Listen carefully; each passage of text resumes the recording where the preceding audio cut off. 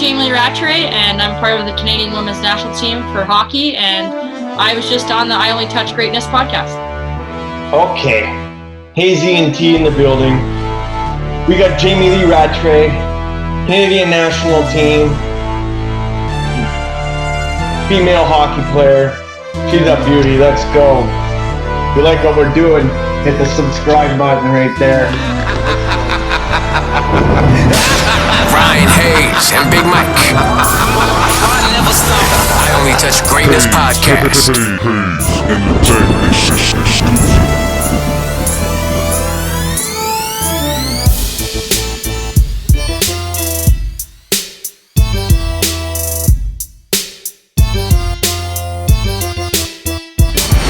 Ryan Hayes and Big Mike are taking over the podcast scene in Vancouver. Get down or lay down.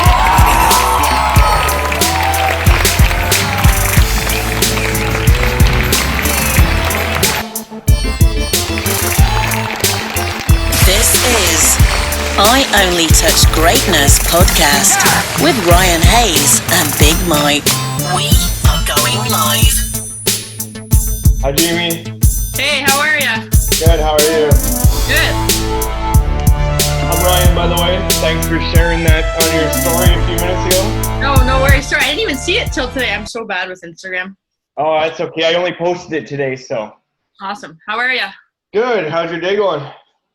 Pretty good. Just worked out in the morning and kind of relaxed all day. It's pretty hot. We're going through a heat wave here in Toronto, so I've been trying to stay inside because it's been super, super hot. So. Oh, must be nice. We're getting rain today. Are you? Yeah, we're supposed to have thunderstorms all weekend, so. Okay, that's not outside today. Yeah, that's what we got too. Okay, thanks for coming on, first place and stuff. What made you get into hockey? So actually my dad did. He started playing when he was playing when I was a kid, and I remember me and my mom went to one of his tournaments in Niagara. I said to my mom, I think maybe I was 3 or 4 years old, and I turned to her and said I want to play hockey just like my dad. So I think probably the next couple months I was enrolled in hockey and got on the team. So probably my dad mostly got me into it, but yeah, so that's how kind of the story goes. Did you play any other sports growing up? No, not much. I actually played a lot of ball hockey in the summer, so that was kind of my summer sport, and I wasn't really a big soccer player. So, but it was something different. I was never on the ice during the summer at a cottage, so I was always doing a lot of water sports up there, and a lot of water skiing and that kind of stuff. So I was always doing different things in the summer, which I always enjoyed. But yeah, ball hockey was a big one for me to still play now. Yeah, no, I got that question coming up though. So this isn't one of my questions, but water skiing, are you slalom? I can slalom, not very well, but I actually, as a kid, I learned how to water ski, and then I got into wakeboarding a little bit. Don't do a ton of it now, just because it's not really worth it myself. But yeah, once in a while, I'll hop behind the boat and do it. But I actually drive my friends probably more in the boat than I do to do it myself anymore. Okay, I was always a 2-ski guy, and then wakeboard I never really figured out because it was just starting to get big right when I started not going on the boat. I'm a little old. It's easier if you know how to ski, because you get the feeling of being lifted out of the water. I always find when I'm teaching people to wakeboard, if they've skied before, it's 10 times easier. Yeah, that's the best part, when it lifts you out of the water and you don't have to fight to get up. Absolutely. I can't snowboard either that way. I've always been skiing because hockey, right? And snowboard, can't snowboard, I can't wakeboard, but. Absolutely. What's your favorite jersey number and why? That's a good question. I mean, I've worn 26 through my college career and a lot of my pro career, and then I actually made the switch to 47 this past year.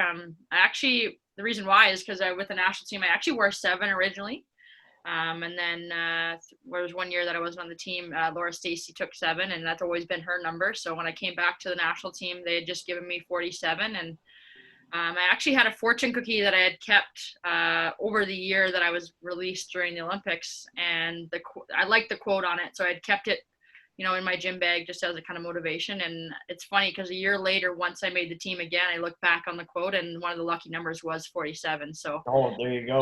Kind of a neat story, and so I've kind of stuck with 47 now, and but 26 is probably my favorite, but 47 is kind of a neat new story for me. So I think for now I'll keep it.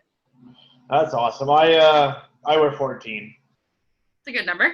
Yeah, Theo Fleury was always my hero growing up because Absolutely. he's so small, and I'm like 5 feet tall, and I'm out there slashing and hitting people. And Yeah, he always played with an edge. He was fun to watch. So. yeah, I play a lot like Marchand too, as much as people hate him, but I love the way he plays. No, I'd take him on my team any day. That's for Yeah, sure. that's for sure. Canuck fans just hate him because of what he's done to us over the years. Do you have any nicknames? Yeah, Ratty or Rat usually. I don't even know if I have a first name or in the dressing room. A lot of girls just call me Ratty or Rat. More in college, it was probably more just Rat. I'm not sure why, but as I got older into the national team, Ratty is, there's no Jamies being thrown around. That's for sure. Who would you say the biggest influences in your career are? That's a good question. Probably my parents, probably a big one, but I think also I was an only child, so probably my teammates. So one of my longtime teammates, Erica Howe, has been my teammate for 12 years, and we're also best friends. And I think she's probably one of the big ones that has had a huge influence on my career because we've been through everything together and kind of been able to share a lot of experiences together. And she kind of knows how I've matured and how I react to certain situations. So anything that's happened in my career, she's always been there to kind of, back me up, whether it's positive or negative. And I think she's also been a really big part of that. But I would say probably my teammates as well. I've had a lot of the same teammates over the years, and they've been pretty great to me. Is there anyone you mirrored your game after while you were growing up? Oh, that's a good question. They're all good questions over here. My favorite player growing up was actually Mario Lemieux. He was my guy that I loved. I think he was so good. He was a big, strong. He was also so skilled. He was fun to watch. And, I don't know if I mirrored my game after anybody. I'm the type of player that likes to work really hard. And as long as I'm doing the right things and, putting my best every day when I'm on the ice, I think that's the biggest thing is, if I'm bringing my best and bringing the effort every day, I think, my teammates will see that, I'm going to be a pretty consistent teammate as the year goes on. Yeah, Delaney Collins, we spoke to. She says that she enjoyed coaching you as you are, as in quote, a leader, a very coachable, hardworking, truly amazing hockey player. Oh, gosh. DC, good old DC. Yeah, we were trying to get her on the show, and we told her that you were coming on today, and we actually tried to get her and you on together, but that would have been fun, little hot stove. Yeah, she's great. I've had her through the years as a coach and through kind of as I was growing up too, even into the senior level. So yeah, she's a good person to have around, and she's a ton of fun on the bench. So she brings a lot of good energy, which is always good to have around. That's great. Do you have a favorite sports movie? Oh, Remember the Titans is probably one of my favorites. It's always a classic. I think you can always throw that on. Doesn't matter what day or what time. I think even if it's on TV, you can't really change the channel. So that's one of my favorite ones. Also, Coach Carter, I think, is pretty great. Yeah, I like that too. Yeah. Do you have a go-to music? Depends on my mood, I think. I'm the resident team DJ usually, so I gotta have a little bit of everything. So obviously more in the summer now, probably more of the country side's coming out. But when I'm working out, I like a lot of the kind of dance, techno music, and then maybe some rap. But country is probably my number one, though. A lot of the concerts that I go to over the years have been country, probably more primarily. So I would say probably country. Yeah, I grew up listening to hip hop, but then hip hop nowadays kind of sucks. So it's definitely been country for the last 10 years. So absolutely, good on you. I like Darius Rucker was probably one of the best concerts I've ever been to. Perfect, so yeah. He's one of my favorites. Yeah, and I love Wagon Wheel. So I mean, that's probably his biggest hit, but that's the one. Yeah, but that's how I know of him, right? Yeah, and he plays a lot of Hootie and the Blowfish too when he's on tour. So it's always good to hear those oldies too. Yeah, me and my co-host Mike, who's not here today, he's big. Luke Bryan, Luke Combs, Dallas Smith. Yeah, those are all good ones. Yeah, absolutely. I met Dallas Smith actually one time dressed up in my Don Cherry gimmick. No way. Yeah. He's Canadian, right? Correct? Yeah, awesome. Yeah, he's from Vancouver area. I've seen him. He's pretty great live too. Do you have a go-to celly? Oh, probably not. Probably just throw my hands in the air because I'm so surprised it went in. But, just excitement usually. I don't really have a go-to. Do you have a favorite road barn? Oh, well, tough to say these days because we don't really have a league going on. But Yeah. I would say in college, probably my favorite one was Cornell. Okay. Even though we could never win there in my career, but Cornell just had this. We always tried to bring our best in the atmosphere there. They had a pep band just like Clarkson did, and sometimes ours would come as well, and they'd kind of battle against each other. And there's nothing better than a little bit of a college atmosphere in that way. In the CW, I never liked going to Calgary because of the travel. But I think Montreal was probably my favorite place to go just because, the atmosphere. They always got the most fans. They were always the most loyal. They were always so loud, and especially in the playoffs. We played them a ton of times in the playoffs when I was part of the Thunder. So those were always good games. Also probably one of the toughest places to win a game. Do you have a personal highlight or low light? Personal highlight, eh? I think probably personal highlight would have to be winning the national championship at Clarkson. I think a lot of girls that were part of that team will probably tell you the same answer. I think there's a lot of hard work went into that championship, 4 hard years, and as a senior to win your last game at school, I think that's a pretty hard feat to do. Not a lot of players can tell you that they've won their final game in their college career. So to be able to say that I've done that is pretty special, and that group of girls was pretty fun to be a part of. And even now, even just talking about it, I get excited about it because it was a pretty amazing experience, and just something that really came together at the right time, and something that you can kind of breathe a little sigh of relief because all the hard work paid off after 4 years. I knew, if my facts are right, you played with Brianne Jenner, right? I did, yep. Yeah. Okay, yeah. I had her on. I had her on last week. Oh, awesome! Yeah, we're training partners now, so. Yeah, that's what she said. Yeah. Yeah. Okay, that's that question. That question. Do you have a low light? A low light. I don't know. I think. It's a good question. I mean, I think probably, getting released from the Olympic team or centralization in 2018 was tough. I think. I don't know if I see that as a low light because, I think it was probably the best thing for me as an athlete. I think I learned how to kind of bounce back from that and really learn how to love the game again. So I don't know not sure if that's a complete low light, but I think maybe another one would be, the folding of the CWHL. That was a hard day. I think a lot of us didn't really know where our futures were gonna be and what was gonna happen next. But again, that can also be seen as a highlight as well because there's going to be some great things that happen from that. So I don't know. I've been pretty fortunate. I don't see a lot as low light. It's been especially as an older athlete, you take a lot of it as you go and learn from a lot of them. So as I get older, you learn that they're not really low lights. They're just learning experiences. So that's definitely for sure. We just added that question to the arsenal a couple days ago. So everybody that says it, they say the same thing. Look, just because it's a low light, it doesn't mean it's a bad thing. It also is a learning thing. Yeah. And that's the way you bounce back. Yeah, without those, I think a lot of elite athletes will tell you they wouldn't have gotten to a place they are, or you have to be able to roll with the punches to be successful sometimes. And that's I've been in my career I've had to roll with the punches a couple times, but it's made me a little bit of a better athlete down the road. So. And you won gold at the 2010 the World Under 18s. Yeah, I did. Yeah, that was a fun experience. It's funny because it seems it's 10 years ago now, which is crazy to think about. But right. We were the first team to do it as a U18 group in Canada. So that was the third tournament they ever had as a U18 championship, and that's a pretty neat thing to say too, to be a part of. That we were the first Canadian team to do it at the U18 level, and that group of girls. It's funny, you look back at that roster. There's still a handful of girls that are on the national team now. So.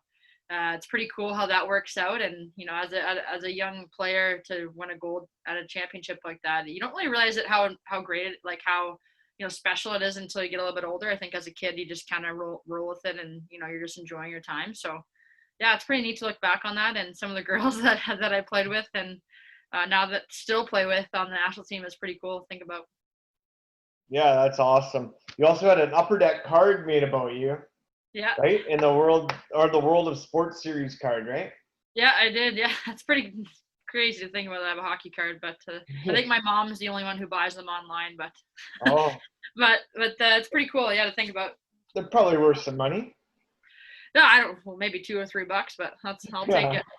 Yeah, you won the 2014 Patty Kazmir. How do you say that name? Kazmaier. Kazmaier. Okay. Patty Kazmaier. Award for top female college player. And how did that feel?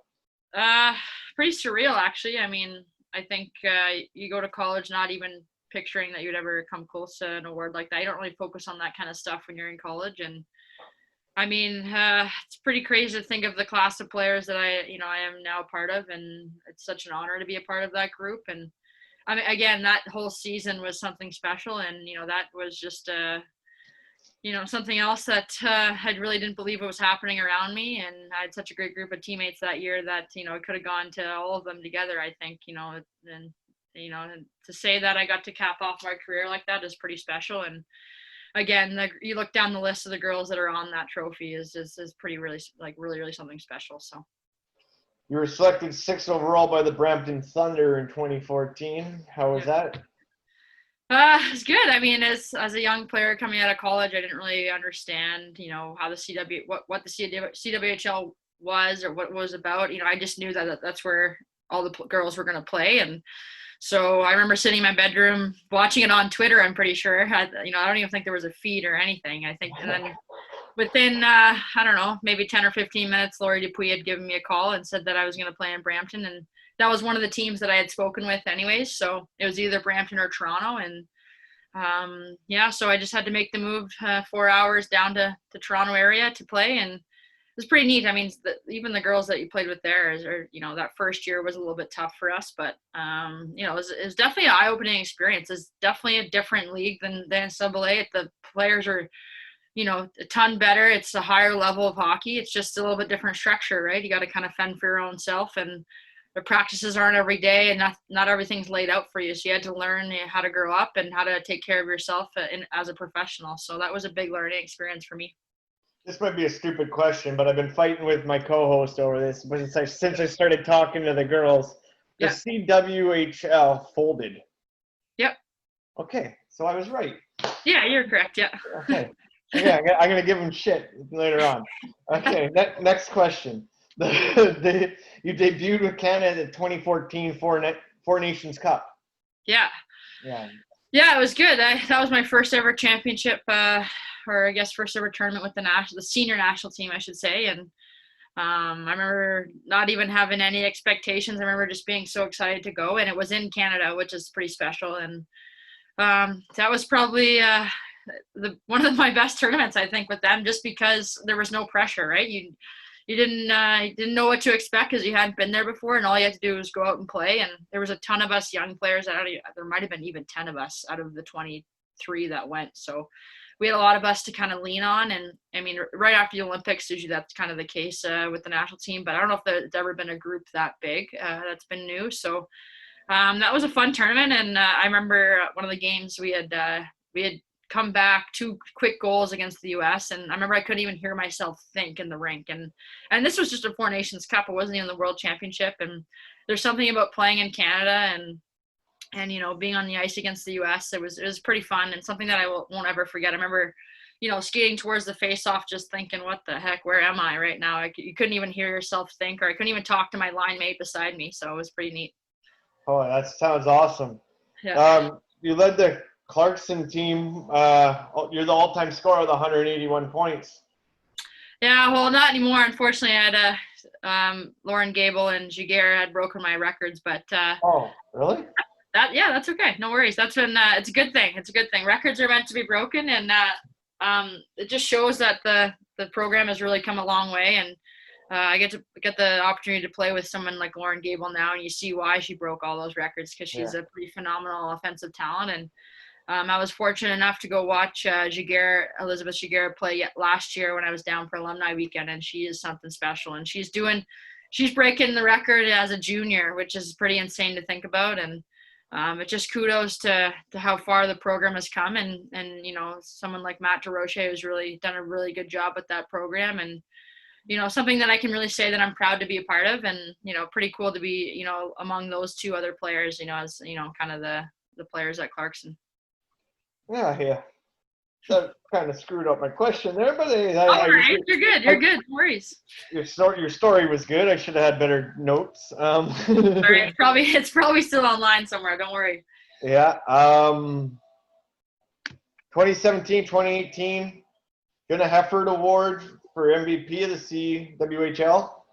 Yeah. So again, I guess I only play well every 4 years, I guess. But again, that one, I don't know. So that season again was similar to one at Clarkson. I think we just had a great group of girls that just wanted to play for each other, I think. And, we may not have been the most talented team on paper by far in that season, but we just wanted to play for each other and had respect for each other. And we knew exactly what we needed to bring individually for us to be able to be successful as a team. And so at the end of the season, when I was, sitting at that banquet, and, the cool thing about that award is that it's, voted on by your peers, which I think as a player, especially for me, is if you get your respect from your peers, that's, more than I could ever ask for, and something that I never expected. And, you look at the talent in that league, and to even, be even considered for that award is insane to me. So, and for me to be, I'm now close friends with Jana Hefford, and to be,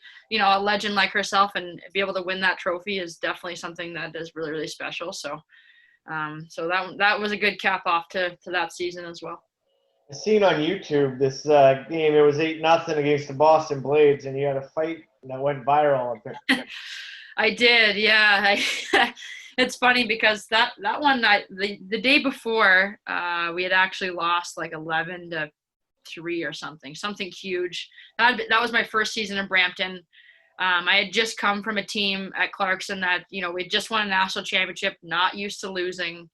And Boston was stacked. They probably had, I don't know, 10 or 11 U.S. national team players, and they had Genevieve Lacasse and net, so it wasn't really fair. And the twins. They're the twins, and right? the twins, yeah. So I remember that second game, we were down 7-0, I think, at the time, and the wires just crossed. I don't know if it was Monique, I can't remember which, or Jocelyn, but she had caught me with a high stick, whether it was intentional or not. We just had come together, and my wires crossed, and I don't really remember what happened after that. And I remember just my adrenaline being so high, and the ref had caught me, tried to grab me, and we kind of wrestled down to the ground. But it's not something that I'm completely proud of, but you know what, it shows that there's a lot of passion in the women's game too. It is like there's been a lot of those tussles over the years between US and Canada, and that was just one of those moments that it doesn't happen a lot to me when I play, but that was one of those moments where my wires just cross, and I'm just a very competitive person, so yeah. That's what happened there, and it's very viral now on YouTube when you Google my name, I think so. Yeah, that's just it, and sometimes that happens, and it shows that you got the competitive edge, and yep. It's not necessarily a bad thing. Maybe having the highlight is the bad thing, but that's social media more than that's the athlete.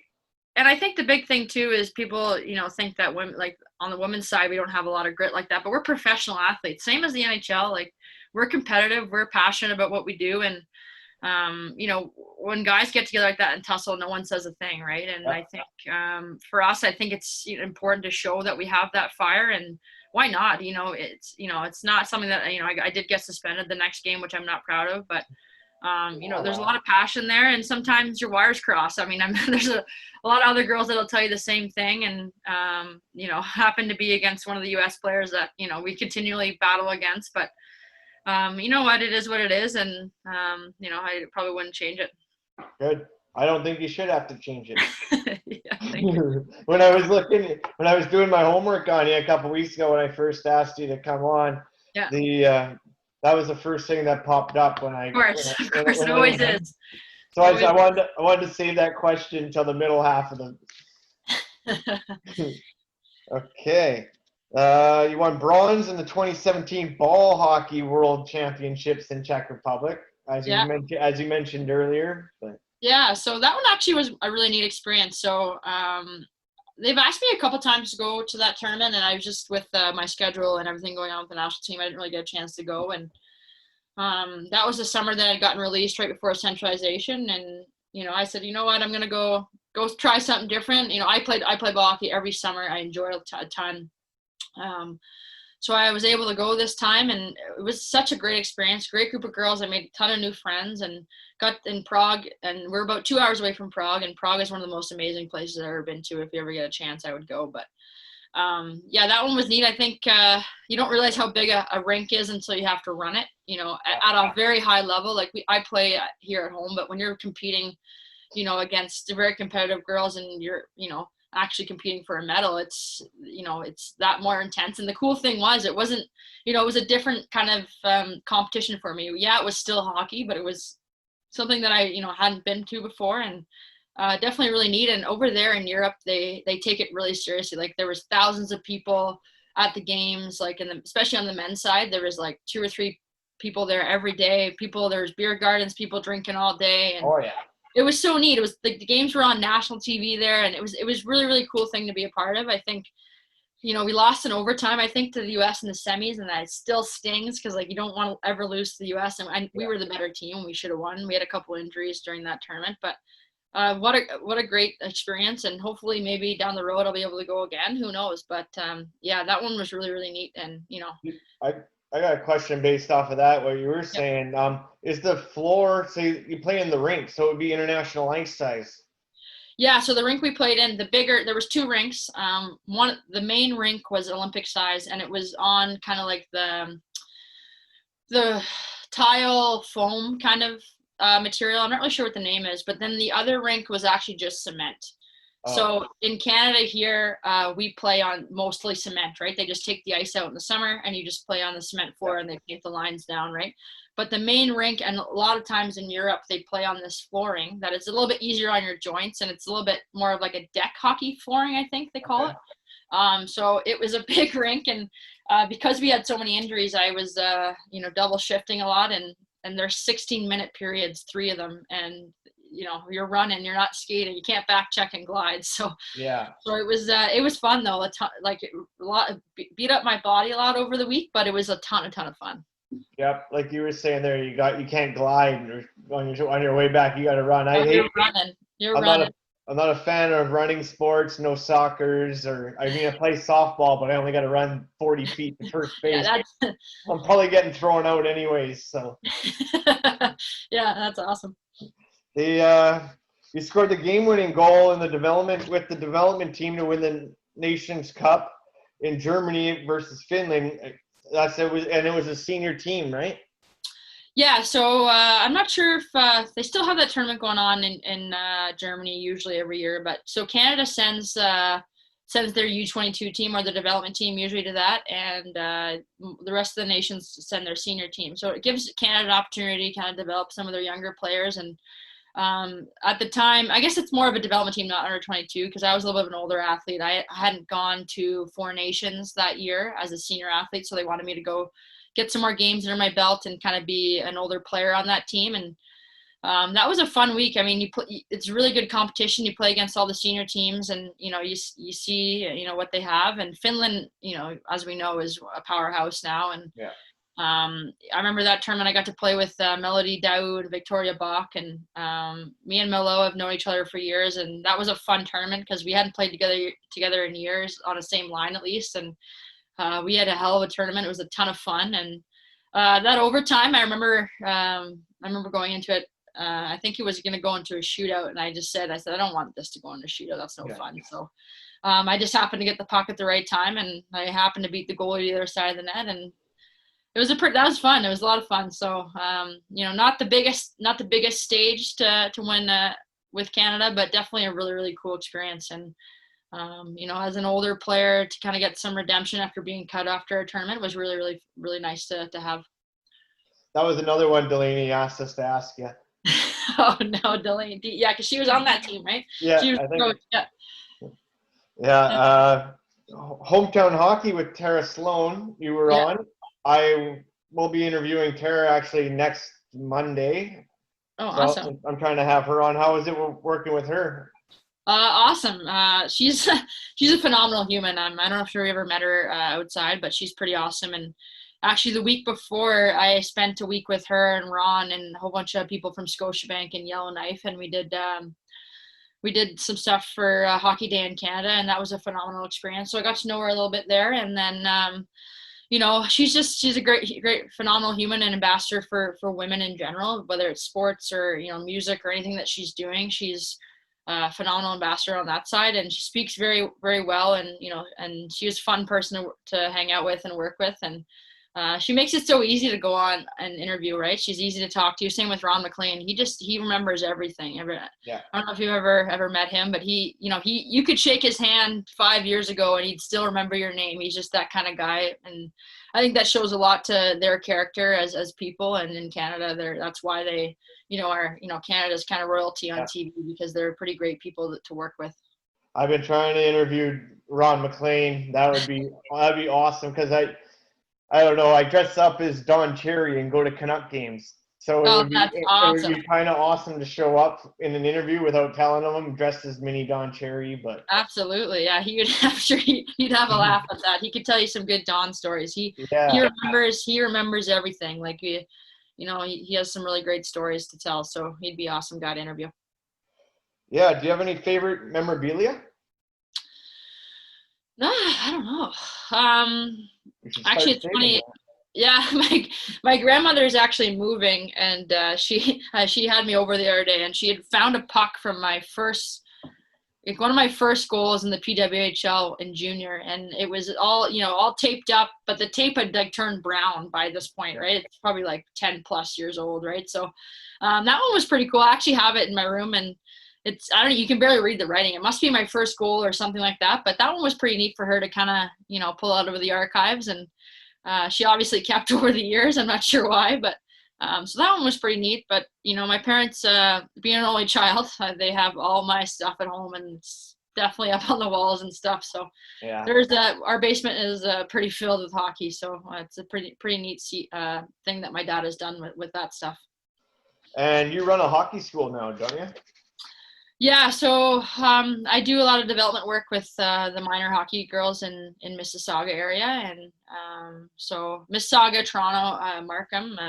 I do a lot of mostly team development during the season. I like to kind of take the summer to kind of go to my cottage and stuff. I work with some girls during the summer, but not a ton. Usually we just run some hockey camps here and there. But my main focus is usually the team development side, and I've always enjoyed working with the girls all year, because you can see how good they get over the year and see them grow. And it's nice to see them every week and, kind of make relationships with these players. And so I've always enjoyed that side of it, and it kind of keeps me busy during the year too. And so I've been doing it for almost 6 years now, and I'll continually do it until as long as teams want to have me around, then I'll continue to do it.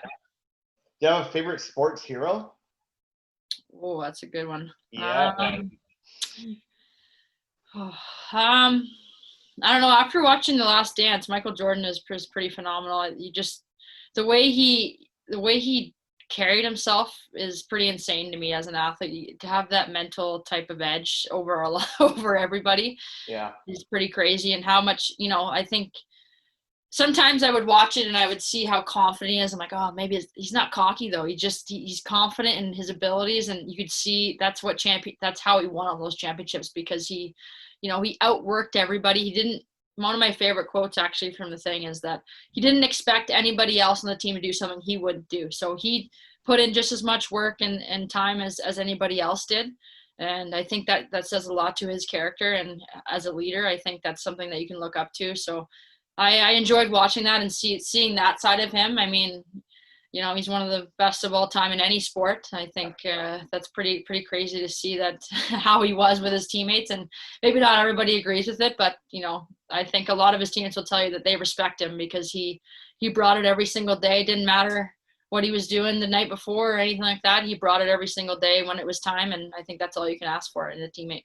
He was going to golf and 2 rounds of golf and then going to play basketball. Yeah, and you know what? Still won. Yeah, and it doesn't matter to me if he was still bringing it every night and winning, who cares what he does, in my opinion. Whatever he needs to do to get ready, and if you're, you do whatever he needs to. And you answered my next question in there. My next question was going to be your favorite sports quote, but you got that. That's probably pretty close to it. And then, probably another one that I actually just read recently is, if you don't like the cards you're dealt, then change the way you play your hand. So, I think that'd be actually really good for a lot of young athletes that, you can't always control what's brought your way, but, you got to change the way you look at things or change the way you're doing things, and maybe you'll be a little bit more successful. And that's always something that I've done over my career that's always helped me, and I'll continue to do it as I get older here in my career too. Yeah, we got a favorite quote here on our show. It's our friend that was played in the CFL. He came up with it. It's if they can't beat you if they can't outwork you. Absolutely, yeah. Hard work outworks skill every time, in my opinion. Yeah. And that's always been something that I've always carried with me over my career, is that it goes along with preparation too. If you put the work in, then you can be more confident when you get to the game because you've already done the work before you get there. So yeah. How about the questions? Awesome. Is there anything you want to promote or? No, not at all. I think I'm laying pretty low these days and relaxing and actually enjoying a little bit of a slower pace these days. So it was great chatting with you, and I guess I can't say go Bills, because you're a Hawks fan, but. Oh yeah, hey, you're a Bills fan?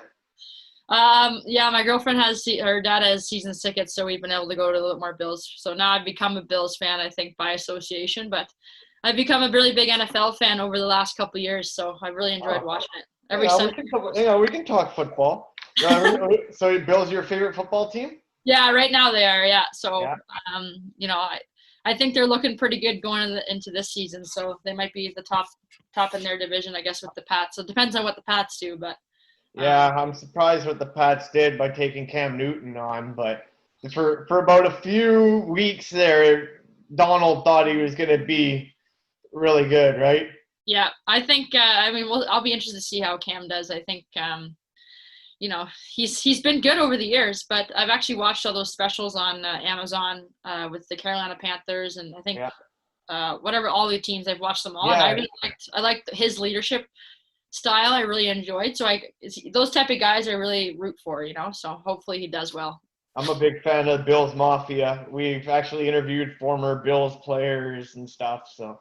Yeah, it's I went to my first game last year, and it's pretty nuts down there. It's a lot of fun. It was cold, but it was a cool experience, and something that hopefully we can do this. Who knows if we'll be able to do it this year, but Yeah, see, I'm a Seahawks season ticket holder, so. Yeah, there you go. We go the 2-hour drive down to Seattle every second Sunday, and most of the time we stay overnight and tailgate all day. Absolutely. Or that's the best way to do it. Sometimes you got to make that 2-hour drive, which sucks. But do you play fantasy sports? I will this probably season. I've hopped on. My girlfriend does, and she's really good at it. She's won the last couple of years, so I kind of follow her. But I might get into it this season. And some of the girls on the national team, they have their own league, so I might jump in with them and have some friendly competition and see how we do. So I don't really know exactly how it works yet, but I think I'd have a lot of fun with it. So. Yeah, you basically just pick a player from each position, and you get points for every 10 yards. Oh, awesome. For football. So if they run the ball 10 yards, your guy gets those points that ran the ball. So every 10 yards is 1 point. So awesome. You collect 30 points. Sounds like something I'd like. So. Yeah. Okay. So I want to thank you for coming on. Okay. Hi, I'm Lee Rattray, and I'm part of the Canadian women's national team for hockey, and I was just on the I Only Touch Greatness podcast. Thank you. Was it good? Yeah, that was good. That worked out great. I just edit that in, and I add it to the end of our interview usually. Like that's how I close out our interviews. If you have any sports highlights, like other than the one I found on YouTube, if you want to send some of the things we talked about, if you have those highlights somewhere, whether they're shitty on your phone, I like to add the highlights to the videos. Yeah, sure. I can send some. I can try to find some. I don't know if I have a ton, but yeah, anything that I like to add at least one or two. Just makes it more interesting. So yeah, absolutely, awesome. Well, it's great chatting with you, Ryan. Nice to meet you. And nice to meet you, and I thank you for taking your time to spend Friday afternoon with me. Anytime. Go Bills. Hey, go Seahawks. See you later. See you. Take care. Yeah, bye.